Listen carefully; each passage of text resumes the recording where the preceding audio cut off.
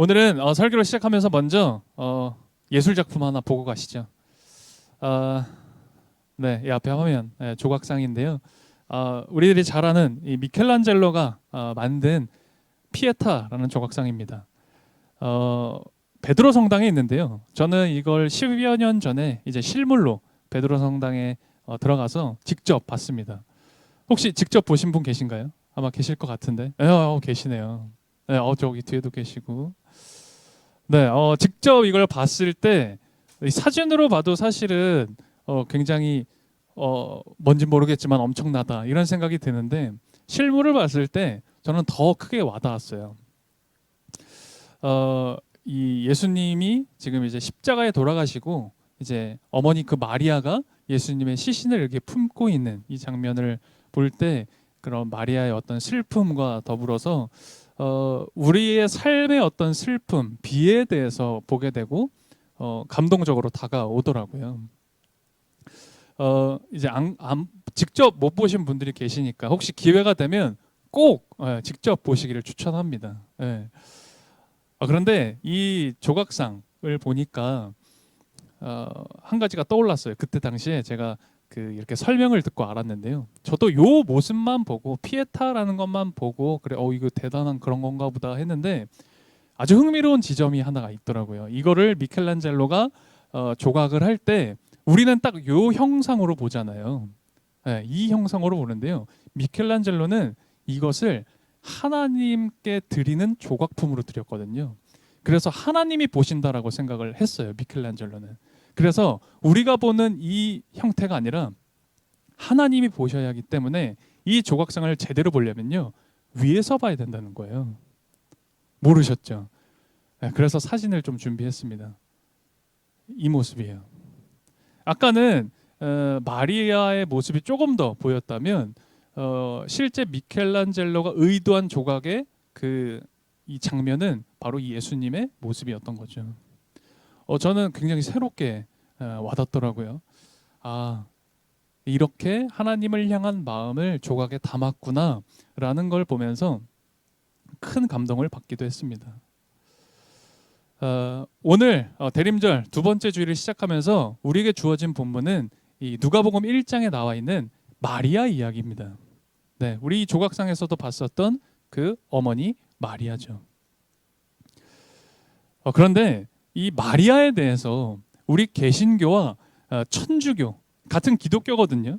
이 기독교에는 개신교와 천주교가 있는데 개신교와 천주교에서 가지고 있는 마리아의 이해 방식이 아주 다릅니다.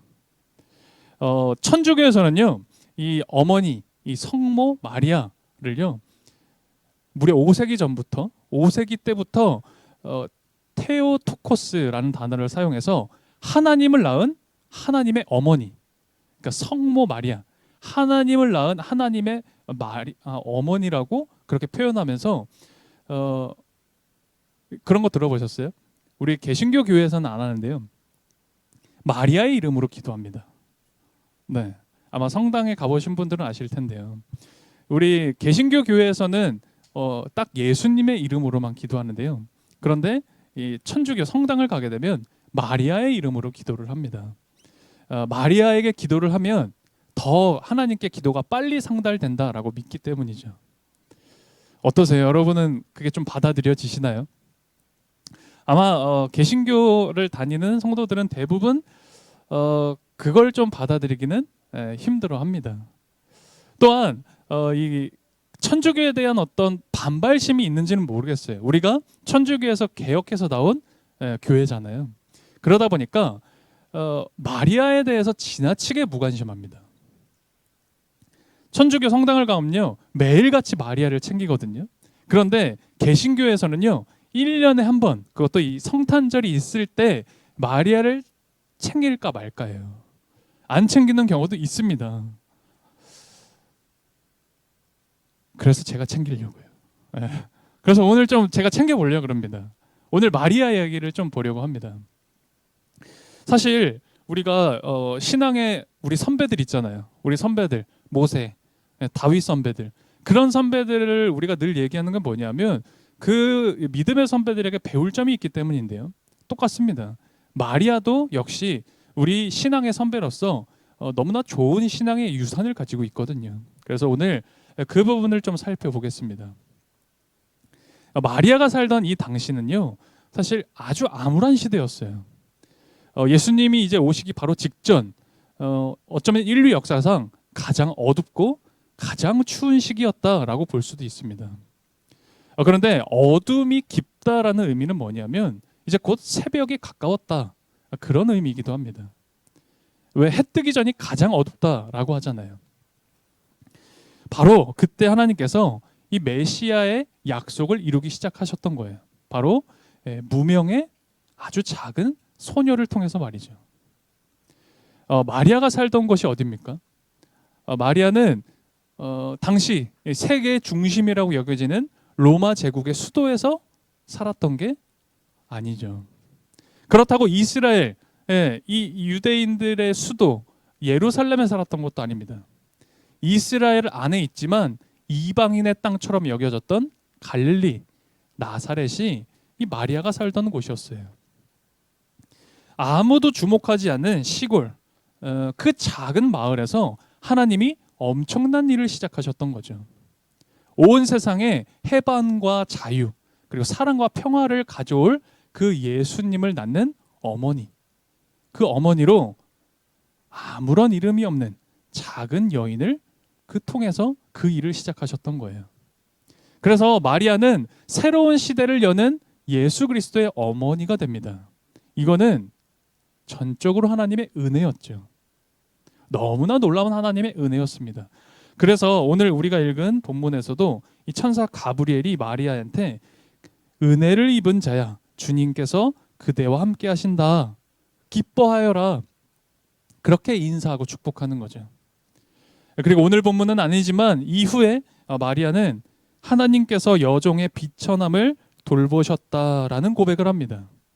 그러니까 이 성탄이라는 건 뭐냐면 가장 낮은 곳, 가장 비천한 곳에 있는 자를 드높여 주신 하나님의 은혜의 사건이다 라는 거죠.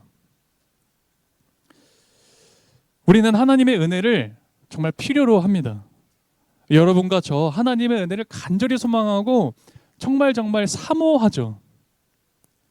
사람에게 은혜를 받을 때도 그렇지만요, 하나님께 은혜를 받는 건요 정말 엄청난 축복이에요.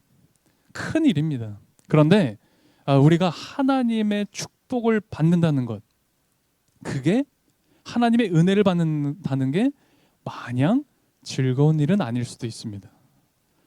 우리가 은혜를 받는 게 마냥 좋고 즐겁지 않을 때가 있어요. 왜냐? 하나님의 은혜를 감당하기 어려울 때가 있거든요. 누가복음 1장에 마리아 이야기가 이렇게 나오는데요, 마리아뿐만 아니라 임신한 여성 한 명이 더 나옵니다. 우리가 주중에 묵상집을 통해서 봤었죠. 사가랴와 엘리사벳 부부 이야기가 나왔잖아요. 거기에 엘리사벳이라는 여인이 한 명 더 나옵니다.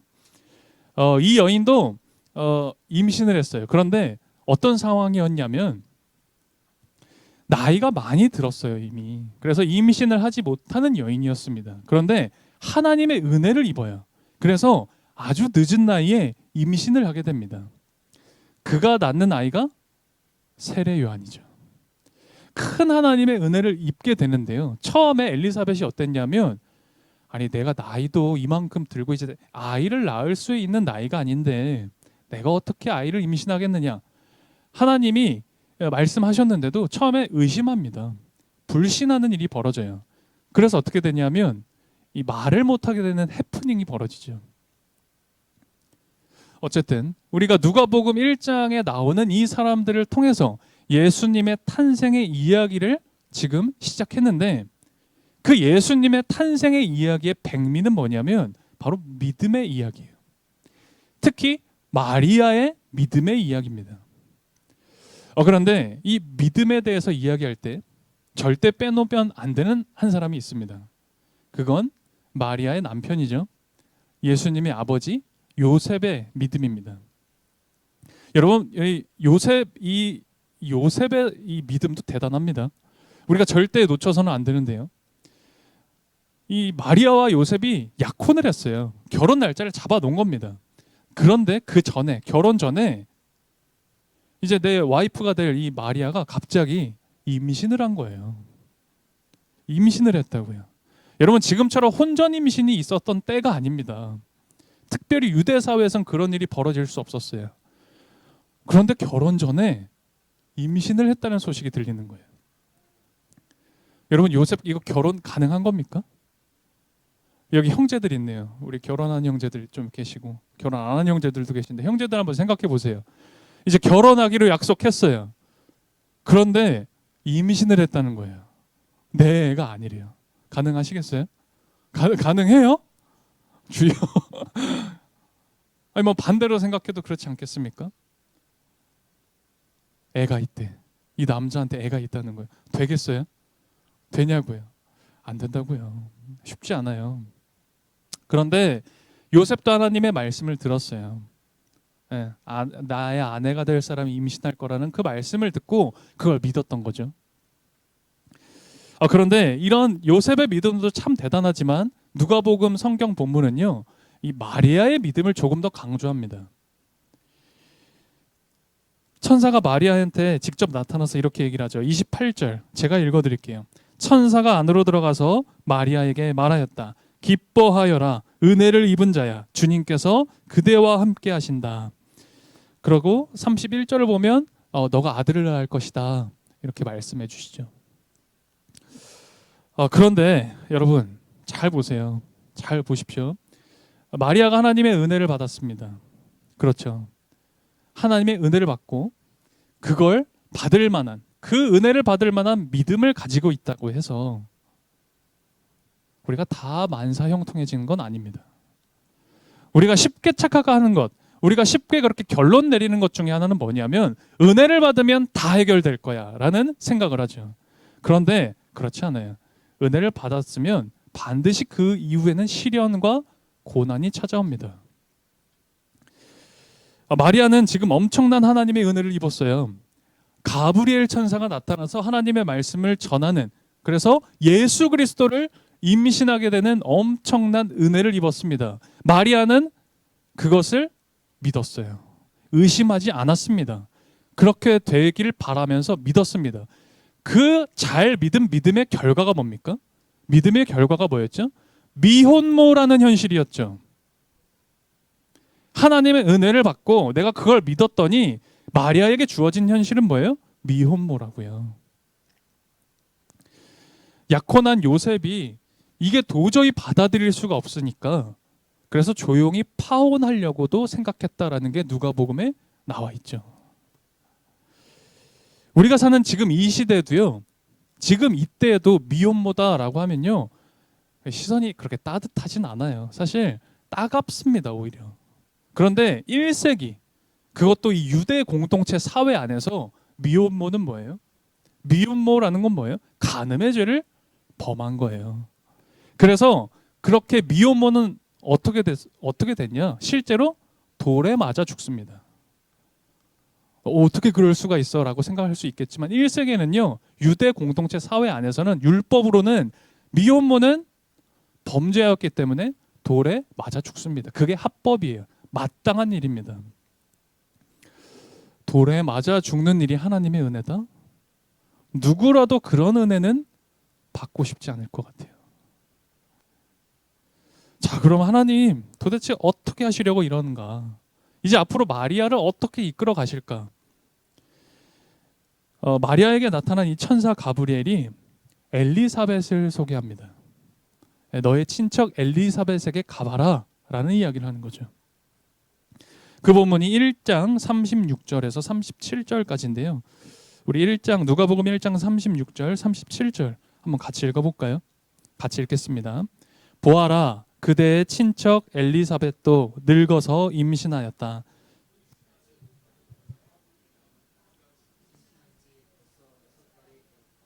하나님께는 불가능한 일이 없다. 아멘. 저는 오늘 본문을 보면서 그렇게 좀 묵상을 했습니다. 우리에게 하나님의 은혜가 절실히 필요합니다. 그리고 그 은혜를 받을 만한, 감당할 만한 믿음도 너무나 필요합니다. 그런데 동시에 또 한 가지가 필요한 거예요. 그건 뭐냐면 우리의 현실, 우리의 문제, 우리의 시련, 그래서 내가 겪고 있는 이 마음과 생각들을 함께 나눌 수 있는 그런 교제, 누군가와의 교제, 공동체의 나눔이 너무나 절실히 필요한 것이구나라는 것을 발견합니다. 시대가 너무 많이 달라졌어요. 그래서 사실 지금은 그런 걸 많이 느낍니다. 주변에서도 많이 보고 직접 이야기도 듣습니다. 신앙생활은 하고 싶은데 혼자 하고 싶다는 거예요. 예수님은 좋은데 교회 오기는 싫다는 거죠. 이해는 합니다. 저도 인간적인 이해는 됩니다. 하지만 저는 사실 좀 회의적입니다. 불가능한 일 아닐까? 혼자 신앙생활을 한다는 게 가능한 일인가? 그건 신앙생활이 아니지 않는가? 그런 생각이 있어요. 그림을 그리겠다고 하는데 도화지가 없는 거 아닌가? 라는 생각 말이에요. 다시 돌아와서 당시 마리아를 보게 되면요, 어린 나이였어요. 임신하고 결혼하고 아이를 낳는다. 요즘 우리 결혼 연령이 더 올라가서 혹시 좀 더 이렇게 나이를 생각하실지 모르겠는데 당시 마리아는 16세 전후라고 추정을 합니다. 당시 결혼 나이를 생각하면. 그러니까 어리다고 하면 우리나라의 이 나이로 치자면 이 중학생 정도였던 거예요. 그러니까 이 소녀가 약혼을 하고 결혼을 예정한 상태였는데 미혼모가 된 겁니다. 이 어린 손이 얼마나 불안하고 두려웠겠어요. 그래서 가브리엘이 떠나고 급히 마리아가 일어나서 엘리사벳 집을 찾아갑니다.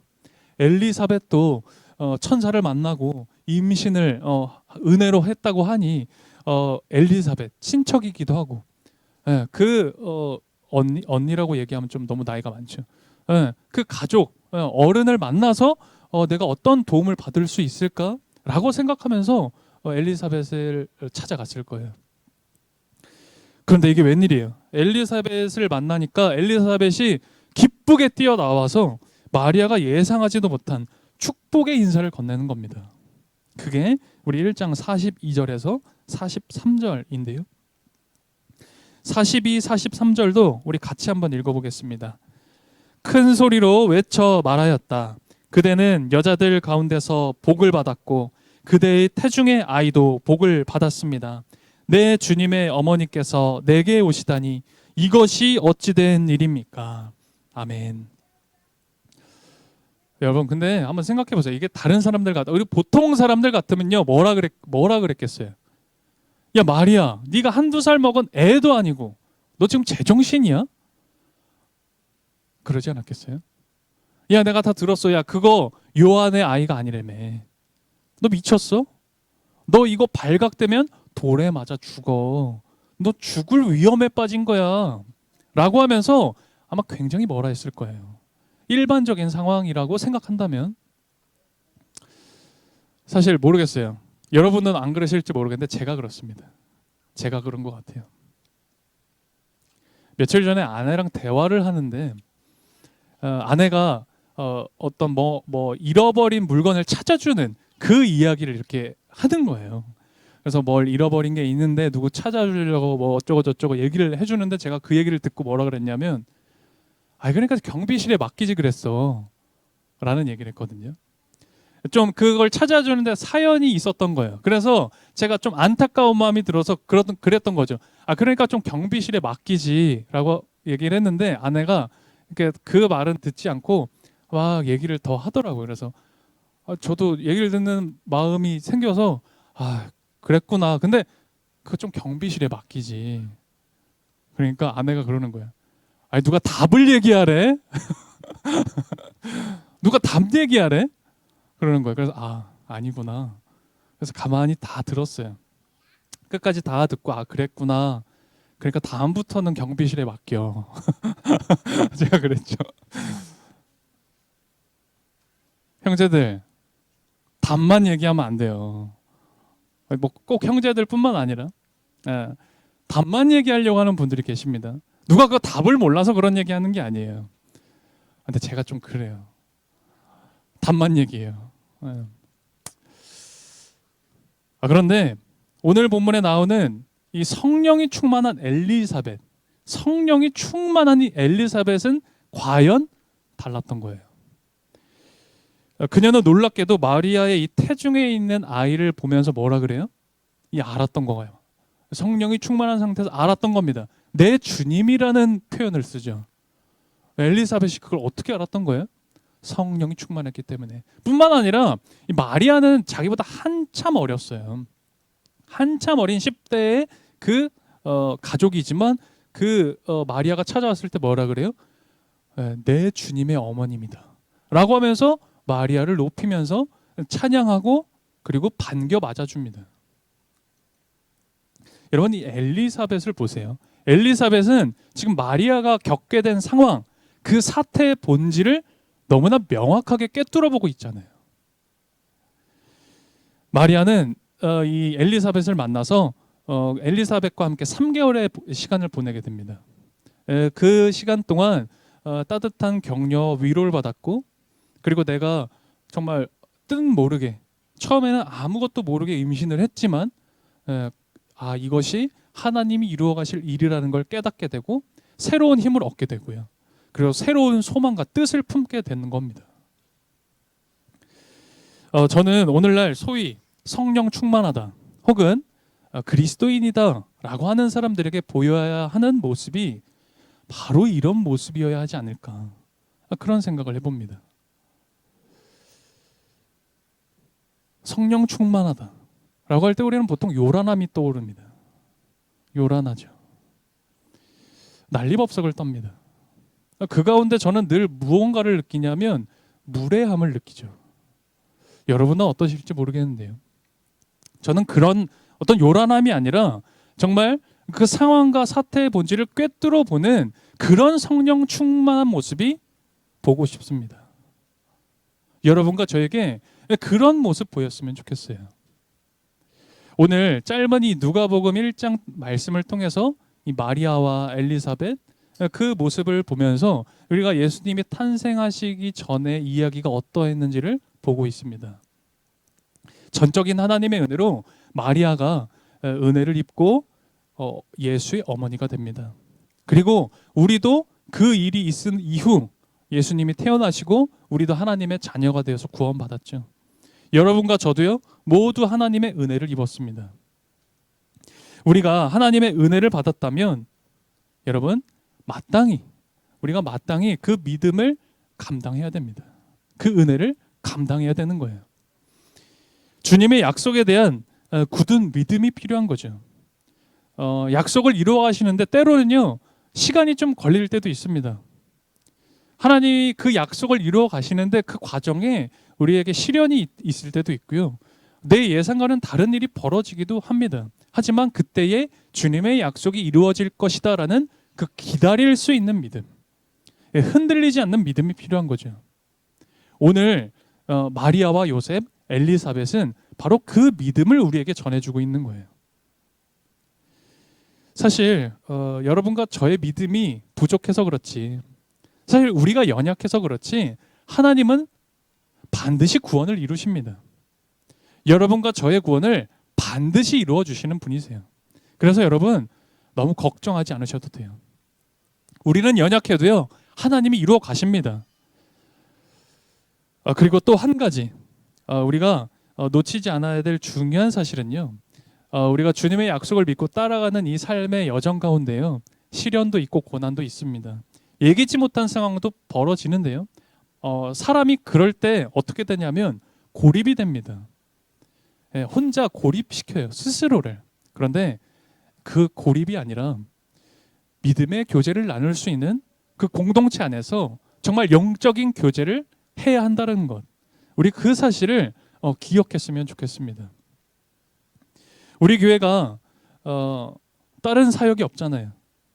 우리 교회가 다른 행사를 하지 않습니다. 오로지 예배 그리고 랑모임, 우리 소그룹 모임에 집중하잖아요. 어떻게 하든 이 랑모임을 계속 이어가려고 합니다. 왜냐? 이 소그룹 모임이, 이 공동체의 모임이 너무너무 중요하기 때문이에요. 물론 만나서 이런저런 얘기를 할 때도 있겠지만요, 이런저런 얘기만 나누다 헤어질 게 아니라 오늘 이 본문에 나오는 사람들처럼 마리아와 그런 엘리사벳의 교제처럼 따뜻한 격려도 위로도 나누며 때로는요 권면도 필요한 겁니다. 그렇게 서로 믿음으로 교제하면서 앞으로 다가올 새로운 시대를 준비하고 그리고 하나님 나라의 공동체로서의 나눔, 교제. 저는요 오늘 평화교회 랑모임이 그렇게 되기를 간절히 소망합니다. 우리 교회가 그런 믿음의 교제를 나눌 수 있는 그리스도를 소망하는 그런 공동체 되었으면 좋겠어요. 오늘 누가복음 1장을 잠시 살펴봤습니다. 거기에 나오는 믿음과 또 사람들의 이야기들을 봤습니다. 오늘 우리도 그렇게 예수님을 기다리는 성탄절에 대림절을 보내고 있습니다. 우리도 그렇게 세워졌으면 좋겠습니다. 특별히 교회도 이전을 준비하고 있습니다. 또 새로운 모습으로 태어나기를 준비하고 기다리고 있죠. 우리 교회도 그렇게 새롭게 준비되어졌으면 좋겠습니다. 오늘 여러분들의 삶과 또 우리 교회 공동체가 정말 그렇게 이 대림절 기다릴 수 있는 믿음으로 그리고 온전한 교제 가운데 세워지기를 간절히 축복합니다. 오늘 말씀 기억하면서 함께 기도드리겠습니다. 오늘 이렇게 기도할까요? 주님, 오직 주님을 기다립니다. 제게 찾아와 주십시오. 라고 말이에요. 주님, 저에게 찾아와 주십시오. 우리 가정에 찾아와 주십시오. 우리 일터에, 우리 공동체에, 이 교회에 찾아와 주십시오. 그리고 이 세상에 찾아와 주십시오라고 우리 기도할 수 있으면 좋겠습니다. 우리 이 시간 고요히 주님께 기도드리겠습니다. 주님, 먼저 손을 뻗치신 분은 주님입니다. 주님은 오늘 말씀에서도 그리고 우리들의 삶 속에서도 그것을 매우 분명하게 말씀하십니다. 그리고 우리가 깨닫게 되는 것, 주님께서 우리를 위해 행하신 위대한 신뢰입니다. 주님은 우리의 오늘에서 얼마나 함께하고 싶어 하시는지를 보여주시려 이 땅에 오셨습니다. 주님은 우리와 얼마나 비슷한 처지에 계신지를 보여주시려고 부모님께 순종하며 자라셨습니다. 주님은 우리에게 당신 마음이 지니신 끝없는 사랑을 드러내 보여주시려고 당신의 삶을 꾸준히 선택하셨습니다. 엘리사벳이 그러했고 마리아가 그러했듯 우리를 위해 베푸신 은혜를 제 삶 속에 그냥 지나쳐버리는 일이 없게 하고 싶습니다. 주님, 간절히 주님만을 기다리는 이들이 여기 있습니다. 우리에게 주님을 허락해 주십시오. 주님, 우리에게 찾아와 주십시오. 주님을 기다리고 갈망하는 가운데 감사함으로 드린 마음들이 있습니다.